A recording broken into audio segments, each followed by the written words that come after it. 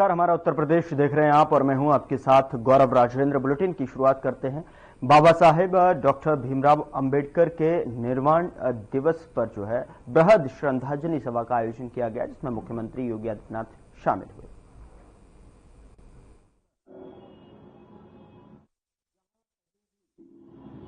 कोई वंचित है, कोई पीड़ित है, प्रताड़ित है, शोषित है, दुनिया के उन कोटि कोटि मानवों के उद्धार की आवाज है बाबा साहब डॉक्टर भीमराव अंबेडकर।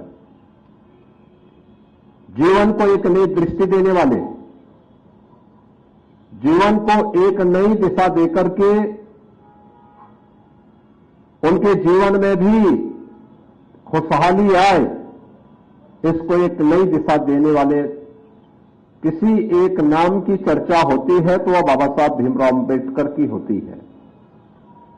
और इसीलिए इस महामानव का स्मरण उनकी जयंती के अवसर पर, उनके महापरिनिर्वाण दिवस के अवसर पर न केवल हम लोग करते हैं, बल्कि आज के दिन पर समाज रचना से जुड़े हुए राष्ट्र के सशक्तिकरण के लिए उठाए जाने वाले किसी भी बड़े अभियान में वह बाबा साहब। वाराणसी में मुख्यमंत्री सामूहिक विवाह योजना के अंतर्गत कार्यक्रम आयोजित किया गया, जिसमें सीएम योगी भी शामिल हुए।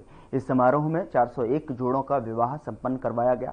दरअसल आपको बता दें कि इसके साथ ही सीएम योगी ने सभी विवाहिक जोड़ों को सर्टिफिकेट और उपहार भी दिए। सामूहिक विवाह के अवसर पर उपस्थित समस्त जनप्रतिनिधियों और अधिकारियों ने नवविवाहित वर वधुओं को उनके वैवाहिक जीवन की मंगल कामना करते हुए शुभकामनाएं दी। याद करिए 2014 में प्रधानमंत्री मोदी जी के द्वारा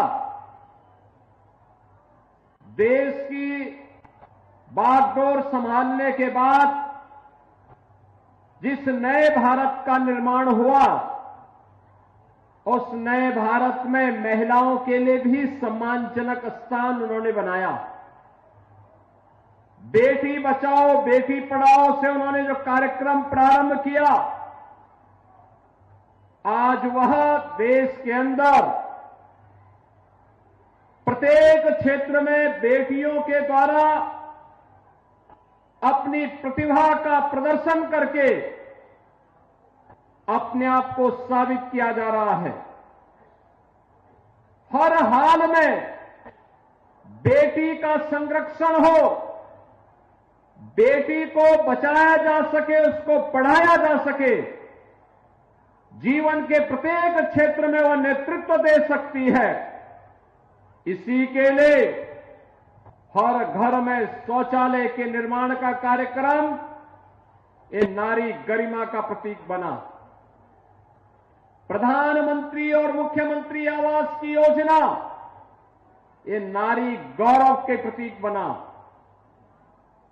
धुएं से मुक्त करने के लिए उज्ज्वला योजना का फ्री में कनेक्शन, यह उन बहनों और बेटियों की आंखों की सुरक्षा के साथ साथ फेफड़ों की सुरक्षा के लिए भी एक बड़ा कदम था।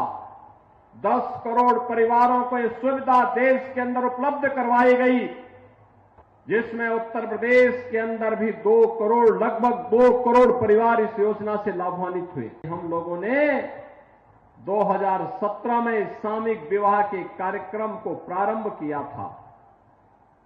सरकार इसमें 51,000 रुपए की राशि देती है, जिसमें 10,000 रुपए की राशि हम लोग वर और वधू के लिए आवश्यक कपड़े और अन्य जो सामग्री है उन्हें उपलब्ध करवाते हैं।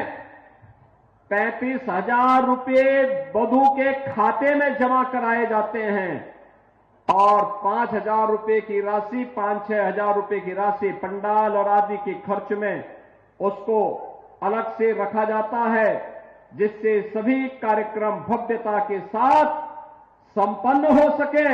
और मुझे प्रसन्नता है कि अब तक प्रदेश में मुख्यमंत्री सामूहिक विवाह योजना के माध्यम से 4 लाख से अधिक बेटियों की शादी के कार्यक्रम संपन्न हो गए हैं।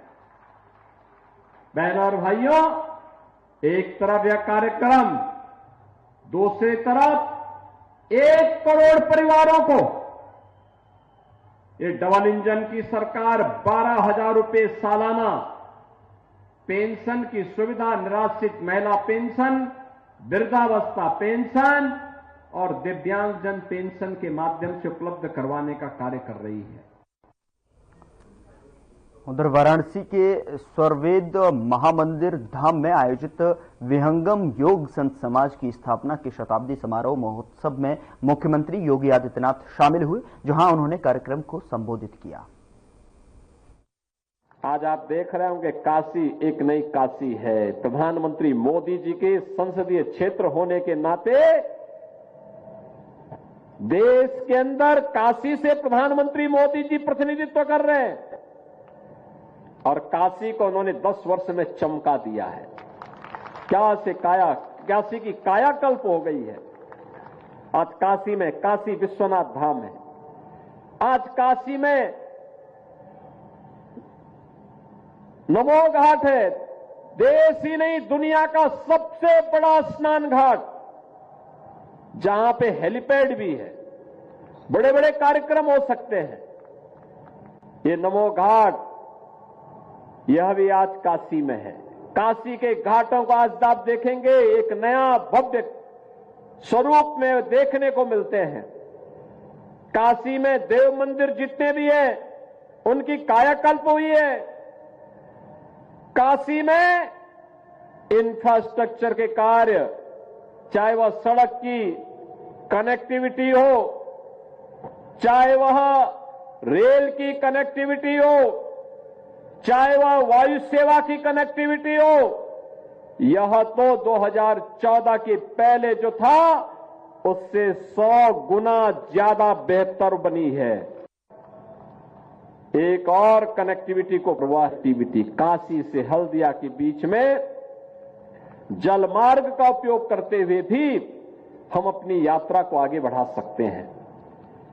बहनों और भाइयों, स्वास्थ्य हो या शिक्षा, विकास के विभिन्न पक्षों को लेकर के आज काशी चमक रही है, तो काशी के साथ साथ उत्तर प्रदेश भी पूरी मजबूती के साथ आज प्रधानमंत्री मोदी जी के मार्गदर्शन में आगे बढ़ रहा है। नया भारत, एक भारत श्रेष्ठ भारत के दर्शन हम कर रहे हैं। यहां पर विकास भी है तो विरासत का सम्मान भी है। आप यहां पर सदाफल गुरुदेव महाराज के जिस विहंगम योग संत समाज के कार्यक्रम के साथ जुड़ रहे हैं, ये उसी विरासत का सम्मान है जो आज से 100 वर्ष पहले सदगुरु सदाफल देव जी महाराज ने प्रारंभ किया था। उसी का निर्माण आचार्य स्वतंत्र देव जी महाराज, संत प्रवर श्री विज्ञान देव जी महाराज, उसी परंपरा का अनुसरण करते हुए उसको एक नई मजबूती के साथ आगे बढ़ाते हुए जन जागरण के एक बृहत अभियान के साथ जुड़ रहे हैं और देश के अंदर योग की इस परंपरा को वैश्विक मंच पर ले जाने का श्रेय प्रधानमंत्री मोदी जी को जाता है। याद करिए, दुनिया के अंदर आज योग लगभग 175 से अधिक देशों के अंदर योग के साथ लोग जुड़े हुए हैं। जब भी योग की चर्चा होगी, भारत के ऋषियों के प्रति श्रद्धा का भाव दुनिया की सभी लोग नागरिकों के मन में जुड़ेगा। इसको आज प्रधानमंत्री मोदी जी ने 21 जून की तिथि को विश्व योग दिवस के रूप में कर दिया। एक कुंभ यहां पर है और एक महाकुंभ प्रयागराज में 13 जनवरी से प्रारंभ होने वाला है। प्रयागराज महाकुंभ को भी मानवता के अमूर्त सांस्कृतिक धरोहर के रूप में मान्यता दिला दी है। जब हम सदगुरु सदाफल देव जी महाराज की चर्चा करते हैं, उन्होंने एक आध्यात्मिक अभियान को तो आगे बढ़ाया ही,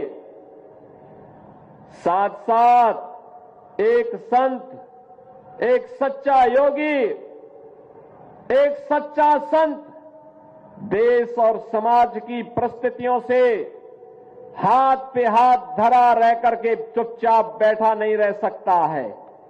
यह देश गुलामी की बेड़ियों से जकड़ा हुआ था और गुलामी की बेड़ियों से मुक्त कराने के लिए अपनी आध्यात्मिक साधना के साथ इस देश को विदेशी दासता से मुक्त कराना है। इसके लिए सदगुरु सदाफल देव जी महाराज ने आजादी के आंदोलन में भी बढ़ चढ़ करके भाग लेकर के बैरकपुर से देश के प्रथम स्वतंत्र समर के संघनाद के साथ अपने आप को जोड़ा था। आप तो एक बड़ी समृद्ध आध्यात्मिक परंपरा के साथ साथ राष्ट्र धर्म के लिए समर्पित एक महत्वपूर्ण कड़ी के साथ अपने आप को जोड़ रहे हैं। हमारे प्रधानमंत्री मोदी जी एक ही बात कहते हैं, हर काम देश के नाम। हमारा हर कार्य देश के नाम होना चाहिए। हमारा व्यक्तिगत कोई अस्तित्व नहीं। हमारा देश सुरक्षित है तो हमारा धर्म भी सुरक्षित है। हमारा देश सुरक्षित है, हमारा धर्म भी सुरक्षित है। हमारा धर्म सुरक्षित है, हम भी सुरक्षित हैं। और इसलिए जो भी कार्य हो, व्यक्तिगत स्वार्थ से ऊपर उठ करके, व्यक्ति से ऊपर उठ करके, समाज से ऊपर उठ करके, मत और मजहब के दायरे से ऊपर उठ करके इसको सनातन धर्म के मूल्यों के अनुरूप भारत की वैदिक परंपरा का अनुसरण और आध्यात्मिक परंपरा का अनुसरण करते हुए हर कार्य देश के नाम। और यही तो कार्य सदगुरु सदाफल देव जी महाराज ने 1857 के प्रथम स्वतंत्र समर के दौरान भी किया था।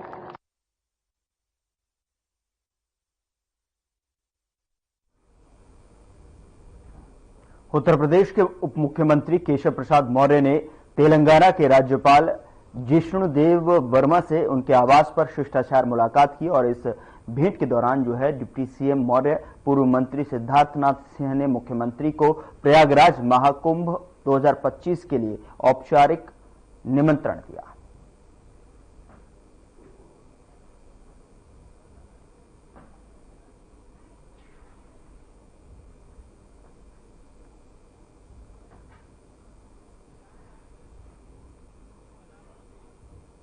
का निमंत्रण लेकर के आज मैं तेलंगाना आया हूं। कल मैं आंध्र प्रदेश में रहूंगा। आज यहां महामहिम राज्यपाल जी को, यहां के मुख्यमंत्री श्री रेवंत रेड्डी जी को आमंत्रण पत्र दे करके, कुंभ कलश दे करके और कुंभ का लोगो दे करके उन्हें भी और राज्य के लोगों को भी सपरिवार कुंभ स्नान के लिए आने का आमंत्रण दिया हूं। और आप सबके माध्यम से पूरे राज्य के लोगों को, आप सबको भी मैं कुंभ मेला स्नान करने के लिए आने का निमंत्रण देता हूं।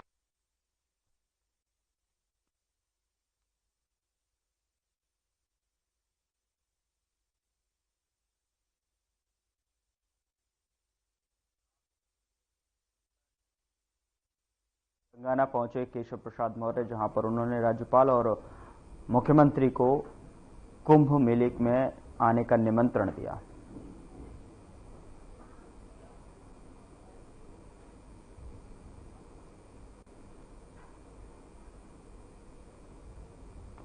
उधर गृह मंत्री अमित शाह ने अहमदाबाद में गुजरात लोक सेवा ट्रस्ट के वार्षिक समारोह को संबोधित किया।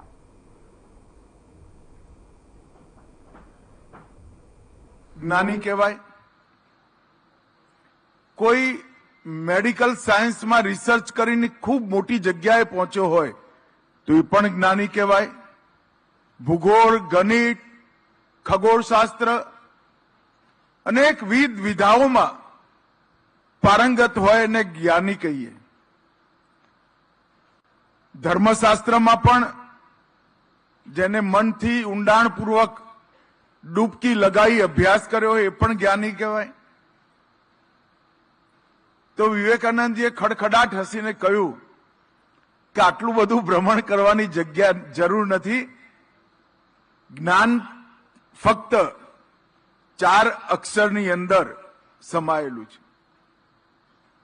જે સ્વ પરથી પર જતો રહે, જે પોતાની જગ્યાએ બીજાની ચિંતા કરે, એ જ સાચો જ્ઞાની માનવામાં આવે. આનાથી મોટું કોઈ જ્ઞાનનું રહસ્ય.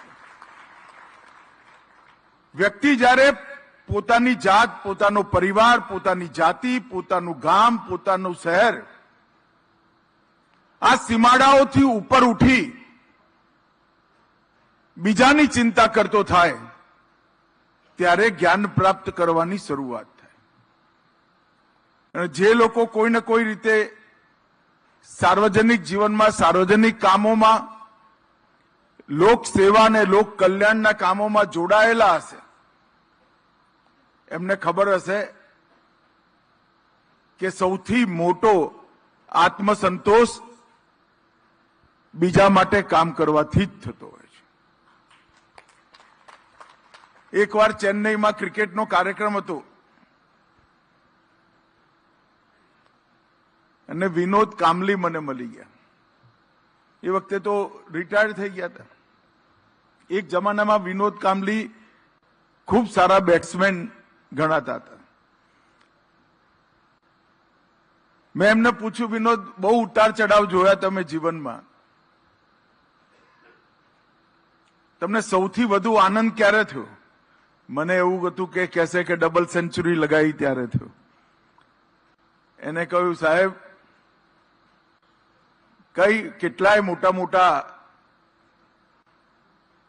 ખેલાડીઓને પરાસ્ત કર્યા, હું જીત્યો, રેકોર્ડ તોડ્યા, પરંતુ સૌથી વધુ આનંદ આજે પણ સવારે એક નાના બાળકને બેકફૂટ પર જઈને રમતા શીખવાડું ત્યારે થાય છે. એવો આનંદ ક્યારેય નથી થતો. ક્યાંય ને ક્યાંય આ વૃત્તિ જ માણસના મન, આત્મા, બુદ્ધિ એને સંતોષ આપતી હોય છે. વ્યક્તિ કોઈ પણ હોય, કેવો પણ હોય, એની આત્માની ગતિ ઉદ્ધવ જ હોય. એ ઉપરની દિશામાં જ વિચારતો હોય અને એને લોકોના કામ કરવાથી હંમેશા સંતોષ અને સુખનો અહેસાસ અને એ કામ વધુ કરવાની પ્રેરણા પણ મળતી હોય છે. હમણાં હું આવતા પહેલા, રોહન આમ તો માર્કેટિંગમાં એક્સપર્ટ માણસ છે, એટલે આવતા પહેલા એને ખૂબ સુંદર રીતે ટ્રસ્ટની બધી જ પ્રવૃત્તિઓ અલગ અલગ વિભાગમાં મને બહુ થોડા સમયની અંદર એનો પરિચય કરાયો. હું તો રોહનનો ધન્યવાદ કહેવા માંગુ છું. કેટલાય કાર્યક્રમોમાં ગયો છું રોહનભાઈ, આટલા અલ્પ સમયમાં આટલી મોટી યાત્રાનો પરિચય ક્યારેય કોઈએ નથી કરાયો. એટલો સુંદર રીતે તમે કરાયો.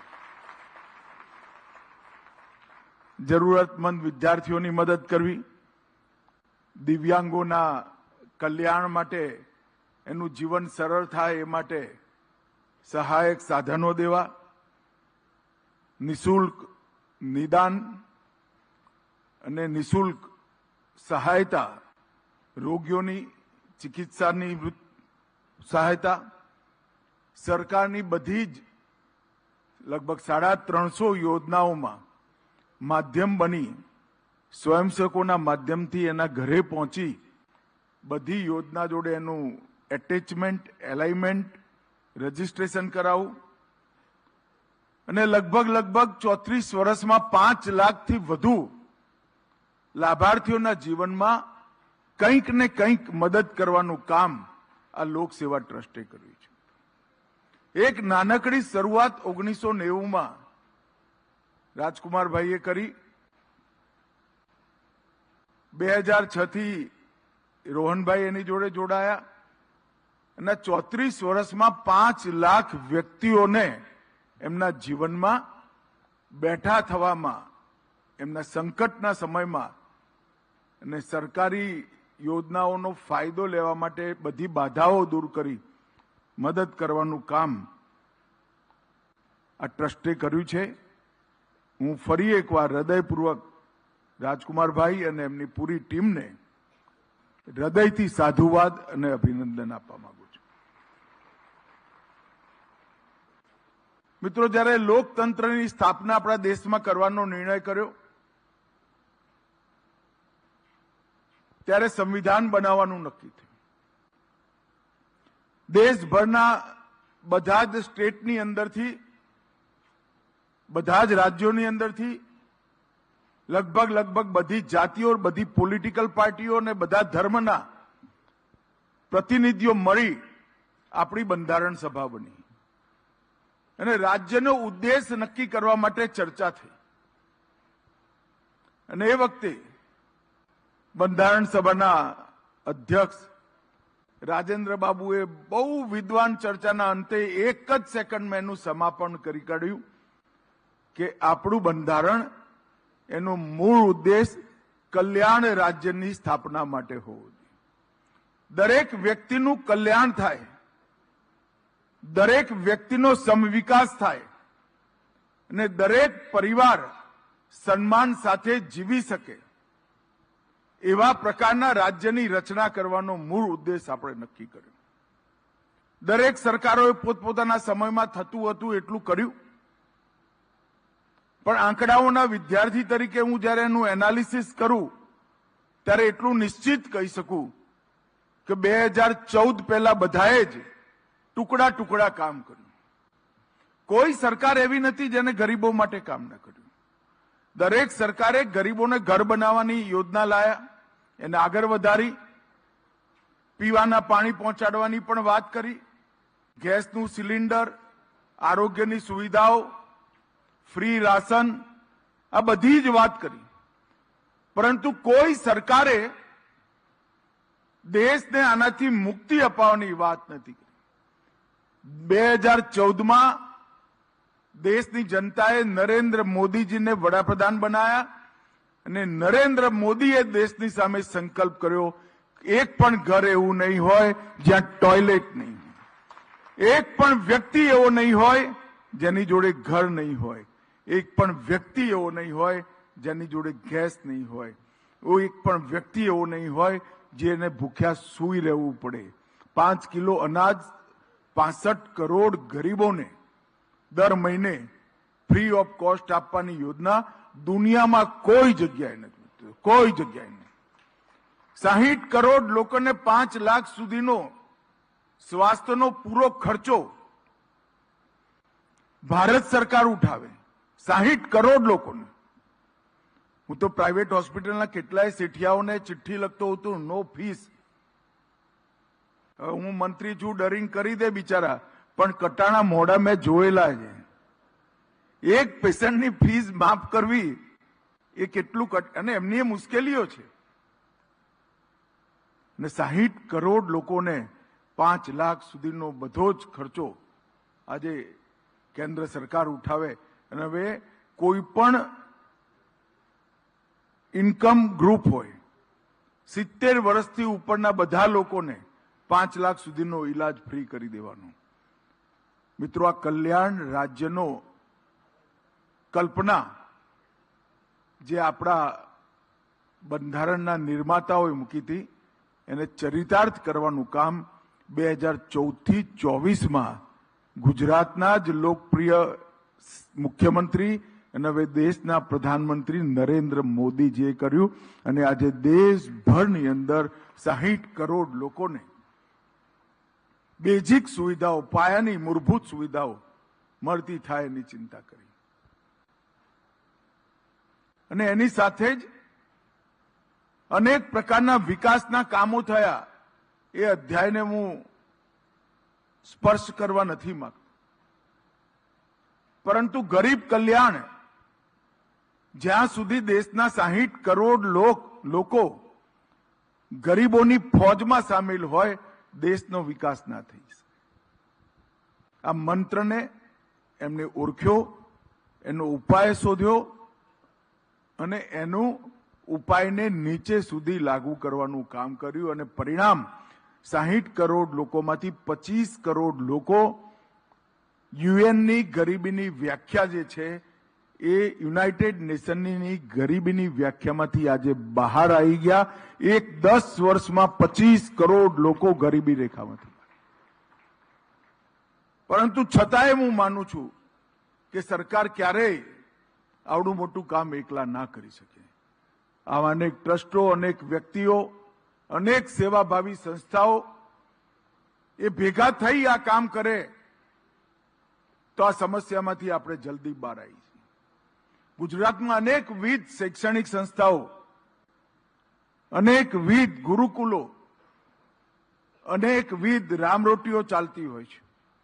એ બધાએ આની અંદર પોતપોતાની રીતે સહયોગ કર્યો છે. આખા દેશમાં માથાદીઠ ચેરિટેબલ ટ્રસ્ટની હોસ્પિટલોના બેડ રાજ્યની વસ્તીના અનુપાતમાં સૌથી વધારે હોય તો આપણા ગુજરાત રાજ્યની અંદર છે, અને એ ખરેખર આપણા માટે ગૌરવનો વિષય છે.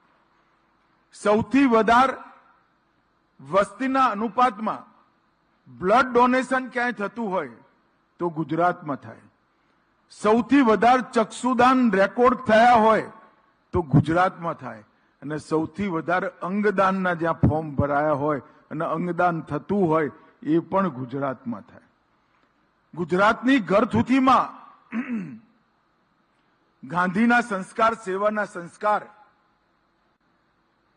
મહાત્માના એ પ્રચંડ વ્યક્તિત્વનું આજે પણ એની અનુભૂતિ ગુજરાતીઓના સ્વભાવમાં, ગુજરાતના સ્વભાવમાં થતી હોય છે. અને હું માનું છું કે આ ગુજરાત. फिलहाल बुलेटिन में इतना ही. नमस्कार.